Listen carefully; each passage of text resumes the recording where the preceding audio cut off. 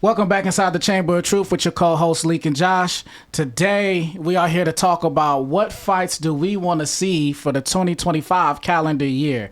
As you know, if you're a boxing fan, this past weekend was a little bit light. Didn't provide us no major fights. And that's fine. This weekend, which is fine. It's not every weekend that we're going to have them. But so with that being said, we want to talk about what we want to see for next year. Can't get beat up every weekend. We're going to highlight some of the glamour divisions in boxing right now because there happens to be some glamour and high activity, high action, high powered activity at these divisions. So we're going to name a couple fights each that we want to see from these divisions. We'll start light and go up higher. So let's start the lightweight division. Now, for the purposes of this show, we're going to combine 135 and 140 because a lot of these guys, they can go up or down. They can go in that 5 pounds. They can maneuver. And some of these guys have fought at both weights already. It could be catch weights, whatever. But the fighters we want to see. So let's start at 135/140. The number one fight I want to see for 2025 is Gervonta Tank Davis versus Teofimo Lopez. Now, why are you shaking your head? Oh, go ahead and explain.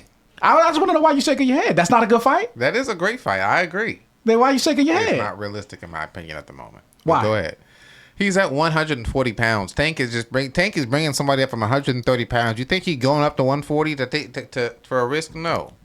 For a risk, maybe not. But for a check, if it's the biggest fight out there, he don't need that check. He's obviously proven he doesn't need nobody. So here we go. So first of all, Tank has fought at 140 pounds before. He fought Mario Barrios there, who is now a welterweight, knocked him out at 140 pounds and won that interim title for the WBA. So 140 is nothing new to Tank Davis. He can go up there and still, we've seen that his power translates and carries up for 5 extra pounds. Teofimo hasn't shown that his power translates up an extra 5 pounds. He has had a great performance against Josh Taylor up there where he kind of stamped himself. He battered Josh Taylor. He did. He had an excellent performance against Josh Taylor. Since he had no power. That was the one impressive performance he's had at 140. All of his other fights at 140 he's had troubles in. Steve Claggett to me was a decent performance in my opinion. It was good, but it didn't jump off the page. No, he didn't knock Steve Claggett out. He's tough. And that's not gonna happen all the time when you're in a fight with a man. You don't know how the fight's gonna go. That's what people don't understand. People think people want it to be your show all the time, but don't realize I'm the one that has to fight, take the punches, and I'm the one that has to defend my belt. So, I have to make sure I won. He won. I give him the credit for that. Even with that being said, I don't take credit away from Teofimo for that because he's shown and proven that he's the type of fighter who fights up and down to what he thinks the competition is. Now, I would assume that if he was to get booked in a fight with Tank Davis, he would take that opponent seriously. Absolutely. That's not somebody you can sleep on. Teofimo is a type of gifted athlete that fights to the level of his opposition. You have to put somebody dangerous in front of him for him to really get going and get firing, to be in all of his senses and be in all his P's and Q's. Yeah. So the number one reason I want to see this fight is because that I think Teofimo can fight up to his level. He has the natural quick twitch athleticism to compete with Tank. He has the kind of intangibles that you can't teach that he may be able to put on a good show. But number two, the more controversial reason, Teofimo know how to sell that fight, and he uses absolutely that would be a huge. He uses the number one divider in boxing, which is race. Absolutely. Boxing is the most racially driven sport. Race sells. And exactly. And Teofimo play right into that shit. And I love that. He sit up here and argue with his own promoters about, Bob, you like the black fighters more than you like me. And all of the black fighters hear that shit. And I know I love that the black fan base cannot wait to see somebody knock Teofimo on his ass. And who better to do it than Gervonta Davis? And Teofimo, he's Honduran, but he speaks, from the Latin American community. Mm-hmm. He's from New York. He talk that shit like the New Yorkers do. And he's trying to put on. He trying to put on for that set, you know what I'm saying? So they going to come out and want to see how he represent. And like I said, if anybody has the ability at that weight class to beat Tank, I think it's him. Previously, people thought it was Pitbull. They wanted to see him again. He kind of blew that with getting outboxed by Rayo and losing his title last fight. So it has to. He's not going to be up next this year. It got to be someone else, and I want to see Tia. I understand that. So who's the fight you like at that division? At 135 pounds or 140 pounds, me personally, like I said, this is a personal preference. I need to see Tank versus Shakur. I have had enough of waiting around. I need to see Tank fight somebody on a 50-50 level. In a 50-50 fight with somebody who's not going to be weight drained or weight strapped in a contract. I need to see a 50-50 all even playing level field fight that Tank is in. Tank is a supremely talented, supremely gifted fighter who doesn't just have KO power. Tank has IQ, footwork, distance management, counter punch ability, knows a good defense, head movement. Tank ring generalship. Tank knows exactly what he's doing. He's too experienced, in my opinion. I'm okay with the Lamont Roach fight only because Lamont Roach is getting paid. Because I advocate for the fighters at all times. So Lamont Roach, it's time for him to get paid. I understand that. And he's, I get it. So let's lay the cards out there with that fight. There's no reason that this fight cannot happen. Shakur has left top-ranking Bob Arum and went to Eddie Hearn, who promised him... Well, Shakur's in line for Zepeda right now, but Zepeda's hurt. Yeah, and so is Shakur. So they have some time until that happens. With him being at Matchroom, whether he fights Zepeda next or whatever the case is, Eddie Hearn has made multiple statements about him willing to make that fight with Tank Davis, and that's pretty much the reason he signed Shakur. I would love to see that. That would be beautiful. So unless he's just full of shit and just talking, it seems on that end that they're willing to get it done in 2025. Shakur said it multiple times. I know the fans out there always want to call this and that person a duck. We have no evidence of that side showing any ducking. There's no evidence of Tank ducking either. Absolutely. But we know that Tank is the A side in all negotiations as it stands today. So it's really up to him what fight is gonna come to fruition. So the cards are there. They can make it happen. It's just a matter of if it does happen. And based on Tank and the way he's been moving, I don't see it ain't happening. happening right now. I don't see it happening. Absolutely not. But let's move on to one second, because I wanna add one thing. The problem at 35-40 right now is that the two guys who are taking the big fights and making shit happen at that division are both suspended and out because they just fought each other, and Haney and Garcia. So those are the two guys that are making the big fights at that division. Haney is healing right now, and we are well off. We're doing, he's back training. He is back training with Mickey Bay, by the way. You know what I'm saying? I respect Mickey Bay. I know he's back training. We'll see what he does when he comes back. Garcia is about to fight exhibition. The exhibition against the dude who just fought Pacquiao. I forget his name. But this is something that we talked about off camera, because Haney keeps talking about, the Garcia rematch when I get back. I predicted that Ryan Garcia, after a year off, was not going to come back 140 pounds. He never even successfully made 140 pounds. No, he did not. He wasn't even going to come back a welterweight. He's about to fight this exhibition at 154.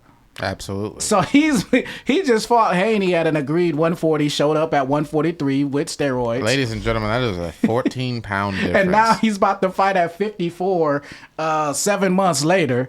So what is he going to be when it comes time for him to return professionally next April? Ryan Garcia is now officially a super welterweight, okay? Ryan Garcia will be fighting at 154 to 160 pounds moving forward in his career. He's too long, he's just too long and tall to try to squeeze him down in 140. Exactly. So he's no longer currently looking at fighting Devin Haney's, Teofimo Lopez's. He's looking at Jaron Ennis's, Virgil Ortiz, Jaron is at 147 pounds. Yeah, but he could go up to 54. He's already talked about it. So that's that range. Terrence Crawford, Errol Spence, Sebastian Fundora, Murtazaliev, all of them dudes. Facts. So he's now put himself in a different conversation. For one reason or the other. That's where his body weight is taking him. But let's go up out of the lightweights and go up towards that class. So we'll say around 47, 54, because some of these guys are fighting at both. I'll start with you this time. What's the fight you want to see up here? Personally, at 154 pounds, there are so many fighters here. You got Virgil Ortiz, Boots, Terrence Bud Crawford, Errol Spence, Junior Serhi, Bohacek, Brozan Murtazaliev. You got Tim Tszyu, Jermell Charlo, who is, in my opinion, Israel Madrimov. Jermell Charlo, in my opinion, is still the 154 undisputed champion. He has never been knocked out off his reign in an actual fight. But the fight that I personally want to see at this moment, it would have to be Terrence Bud Crawford versus Errol Spence in a rematch. Oh, That's my exactly God. what I want to see. Me personally. That was the last thing I expected you to say. My personal hope, Errol Spence Jr. is fighting Sebastian Fundora, who is a world champion, a unified world champion who took his titles from Tim Tszyu. Have they even set a date for that fight officially? It's in January. Errol Spence has been posting videos of him training. Frank Martin's fighting on his undercard. If he wins that fight and gets 2 belts, the unified championships of the world, WBO, and the IBF, if I'm not mistaken. Okay, so that's the fight. That's a huge rematch and unification with Terrence, and you can get the revenge. Get it back in. For whatever reason, I am not as excited as my co-host is about this fight. Okay, you say it's a huge fight. I don't think it's as huge as you think it's going to be. I think it's a big fight. If Errol Spence wins, now that's just me and my fantasy as a true boxing fan. But ladies and gentlemen, we all saw what happened in the first fight. It was no contest. It was not close. Ladies and gentlemen, there was a difference in that Errol Spence and Errol Spence. You've seen it many times. And there's a reason for that, but there are no excuses on fight night. But realistically, the fight I truly want to see is Terrence Bud Crawford versus Virgil Ortiz. I personally think that's the best fight, in my opinion, to make at this moment. At the 154 pounds? Again, I still do not share your enthusiasm because I think it would be a good fight? Sure, but Virgil Ortiz is a generation behind Terrence Crawford and Errol Spence. That's not somebody that is in there. It's not a contemporary of their time. Who would you have him fight? Terrence or Virgil? Terrence. Terrence is the draw at 154 pounds right now. So, yes, if Spence wins, I would have him do the rematch, and that will probably be Terrence's last fight. I think Terrence Crawford has 1 to 2 fights maximum remaining in his career. Think about it. If Errol Spence beats Sebastian Fundora, he's going to have so much buzz talking about he's back. Sure. He's going to have he's going to come out. He has to look good doing it. Of course he is. He'd have to win the fight. And then he's going to come out with the weight excuse, 154 pounds. He's going to talk about, I'm comfortable at this weight. He drained me at 147 pounds. I think that's the fight for Crawford. I don't, only because the stage he's at in his career, there's not a lot left. He doesn't have to prove nothing else. No, he doesn't. All he has to do is fight for the biggest check. He's not going to get the Canelo fight. Throw that out the window. But that's the one he wants. He's not getting that. Canelo is too much of a risk for Canelo. Why does he want it? Because he's on his way out. He will take a Canelo fight at 168 and lose happily for that check because he's done it already. Take away Canelo. Who's the biggest biggest money maker for him at 154 pounds? Take away Canelo. Clear cut. Right now, today? And remember, his fight is going to be announced after Errol Spence and Sebastian Fundora fight. So with that fight, I can't. There's a reason he hasn't announced that. But it changes if that fight happens and it goes that way because the winner of that fight's his biggest check, whether it's Fundora or Spence. Exactly. It could be Fundora. And that is exactly why he's waiting. If he was to book a fight today without them being an option, it's probably Virgil Ortiz. Exactly. And that's why I said realistically, I see Virgil Ortiz. I would rather see Virgil Ortiz fight somebody in his one of his contemporaries, like Boots Ennis. Boots. Why do you keep talking about fighters at any? Come on. Boots as staying at 147 pounds. We don't know that. He just told you out of his mouth he wants to go up to 154. His promoter got up there and said, "We're gonna talk about." We're gonna talk about it. Either way, you cannot speak. You cannot speak with finality when they are clearly not decided. But how can you speak with confidence and he ain't never been there? I didn't. I said I would like to see it. I didn't say that he's going to 54. I said he could. I'm talking about fights that could realistically happen. That could realistically happen. They talked about it multiple times publicly. How could it not happen? You talking about a fighter they ain't never even fought north of 147. Come on. Virgil Ortiz ain't been up there but for a hot minute, and he got his ass dropped twice by somebody who ain't even a power puncher last fight. Serhii Bohacek has like a 90% KO ratio. Serhii Bohacek is a great fighter, but he is not a one-punch knockout fighter. He don't have to be.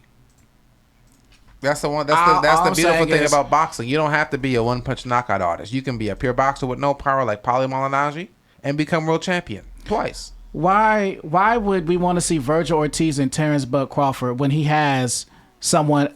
Not even just him. There's other fights for Virgil Ortiz out there. I don't think he won that fight versus Bohacik. That's the biggest. I would like to see that's that the biggest rematch. moneymaker. I would like to see him versus the winner of Bohacik versus Madrimov. I would like to see him stand up to Murtazalia. Turkey Al-Sheikh already said he wants to see. And don't Virgil. forget about Comwell. Comwell signed to Golden Boy Promotions. He's not doing nothing right now with his own. Okay, let's get that straight. 2, Turkey Al-Sheikh has already mentioned and brought Oscar De La Hoya up there with Virgil Ortiz and the last Latino night, which I've watched the whole card, by the way. Virgil Ortiz went up there, and Turkey Al-Sheikh was right next to him. They talking about Terrence Bud Crawford, Terrence Bud Crawford, Terrence Bud Crawford.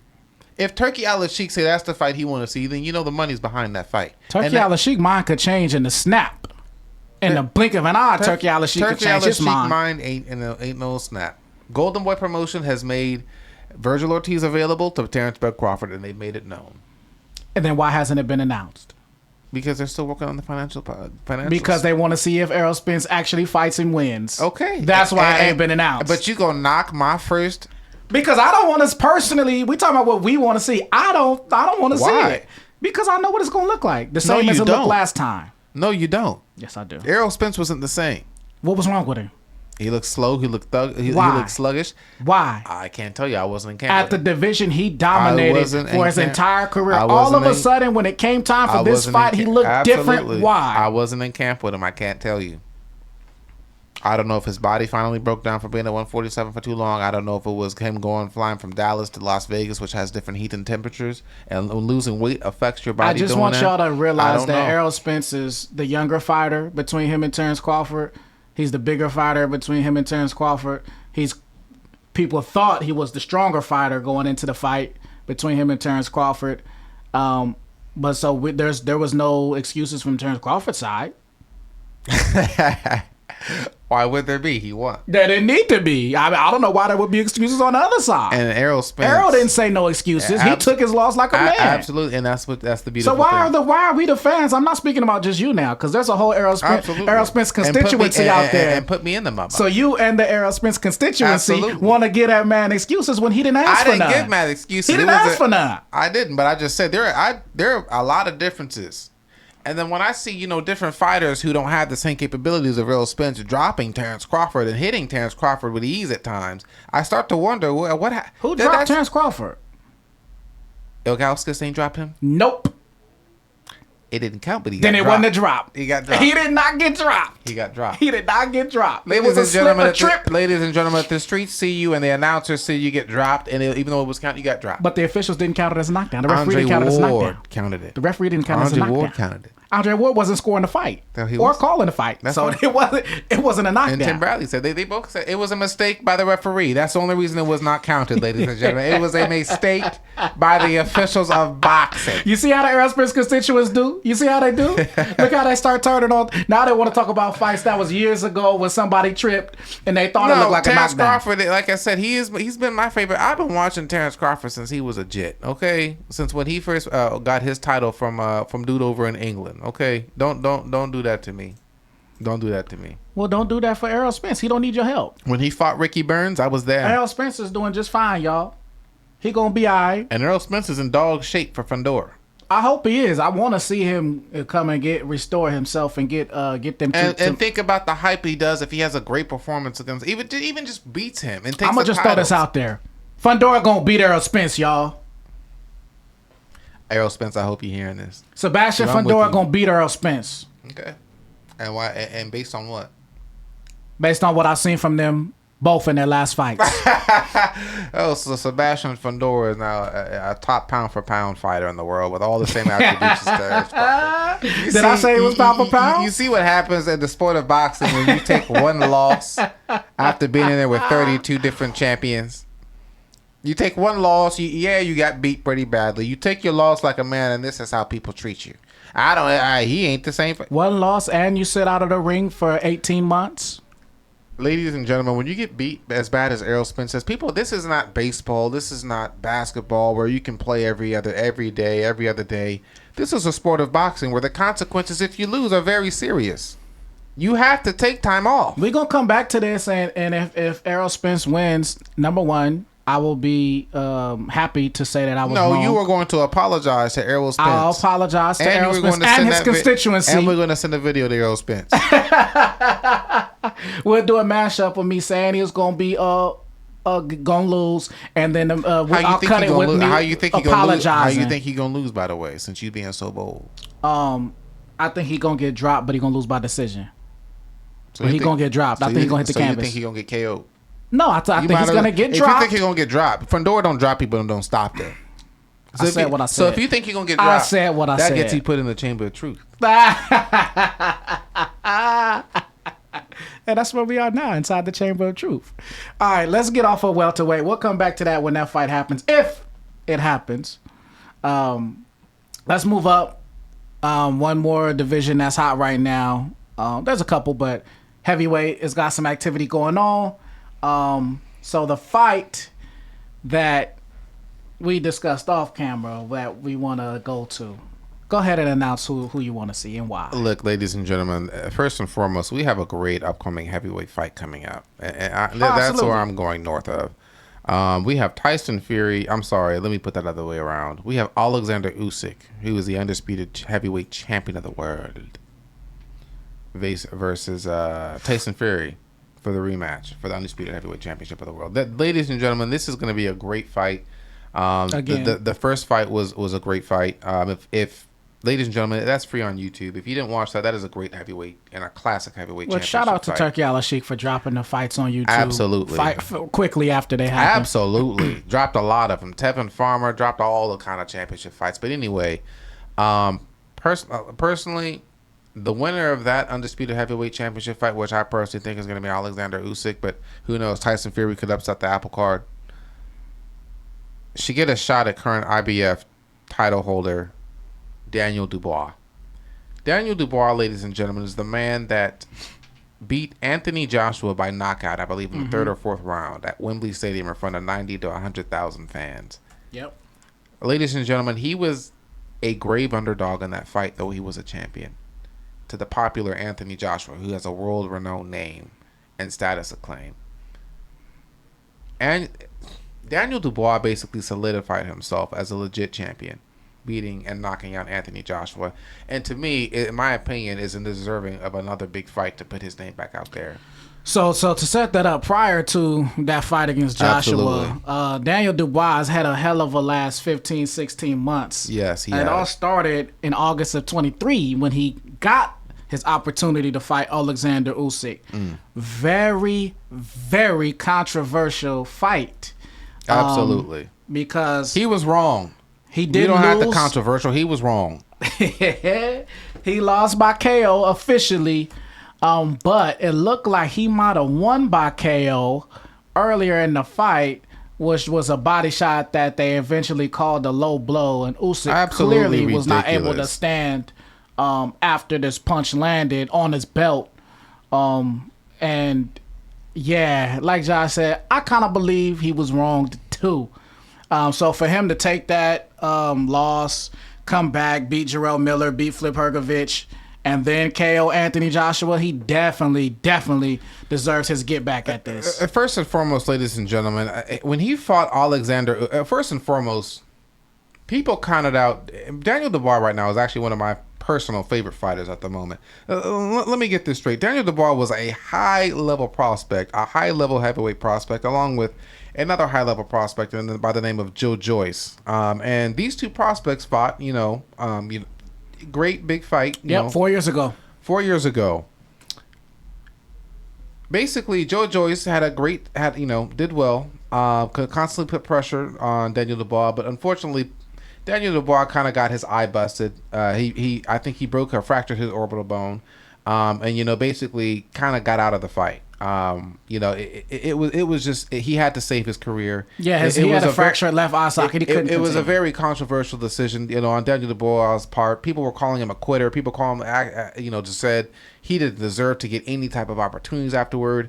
People were really dragging his name. And in the sport of boxing, the one thing as a fighter you don't ever want to be called is a quitter. Absolutely. Absolutely not. Promoters will stay away from you. TV networks will stay away from you. That is the worst to hear. But ladies and gentlemen, he built himself up to get an opportunity. He rung out 5 victories in a row, all by KO, to get a shot at Alexander Usyk. Dropped Alexander Usyk with what appeared to be a body shot, but the referee called it low, which was absolutely ridiculous. Daniel Dubois was absolutely wrong, but nonetheless, the fight goes on. Daniel Dubois loses by KO. People, and to be honest with you, it kind of did look like Daniel Dubois quit in the Alexander Usyk fight, and people were calling Daniel Dubois a quitter again. Oh, he's quitting, just like the Joe Joyce fight. People were slandering his name again. So he gets put, Turkey Al-Sheikh takes care of, Daniel Dubois, puts him in a 50-50 fight against Jarrell Miller in Kingdom of Saudi Arabia, in a great fight in December 2023. He KOs Jarrell Miller in the 10th round, if I'm not mistaken, and that was a great fight in itself. That's on YouTube as well. He puts a great performance in which he has some adversity and gets through Jarrell Miller and KOs him. Then he fights the number 1 IBF heavyweight contender and Flip Hargovich, who people basically, Daniel Dubois was a 10-1 underdog. Daniel Dubois took about 5 or 6 or 7 right hands that personally everybody thought Daniel Dubois was going to get knocked out at some point in the fight, but somehow Daniel Dubois made his technical adjustments and basically KO'd Flip Hargovich in the 8th round. He was not supposed to do that. Now he gets a shot against Anthony Joshua. He gets elevated. He's basically emailed the International Boxing Federation Championship of the World, which is a legit title. He's emailed it, and he's forced to fight Anthony Joshua. Basically, this is being set up as Anthony Joshua to get a title to rematch against the winner of Tyson Fury and the Alexander Usyk winner. Yeah. I mean, Daniel Dubois, he already has one of those fairy tale type boxing stories that they make a movie out of type shit, especially with it culminating in the fight with Anthony Joshua at Wembley, where I think they broke 100,000 they broke attendance records. They had 100,000 people in Wembley Stadium or watching that fight, bro. So and KO'd Anthony Joshua when he was not supposed to do that. No, not at all. Ladies and gentlemen, that's the one thing I love about this beautiful sport. Any man can become world champion. Yeah, so that's a big one. I mean, I agree. I think for me, if Usyk wins, even if it's Fury, I do want to see Dubois get a shot at the winner of that. He's kind of the next wave, him being 27 years old. Absolutely. Of the he's of the new generation. Yeah, we've seen Wilder have his time. Fury and Usyk are at the end of their time as well, because let's face it, Usyk, even now, without this rematch, there's not much left for him to accomplish. He's been undisputed. He's won undisputed. And he's made the money he's supposed to make. Hey. Yeah, he's been 2-time undisputed. He's going to defend that again. So he may not even continue after this fight if he wins. He may ride off into the sunset. I wouldn't blame him if he did. Same with Fury. He already left and came back for this this series of Usyk fights. So we don't know if that's going to be able to happen, but I would like to see it. I think that would be a full circle moment for Daniel Dubois for sure.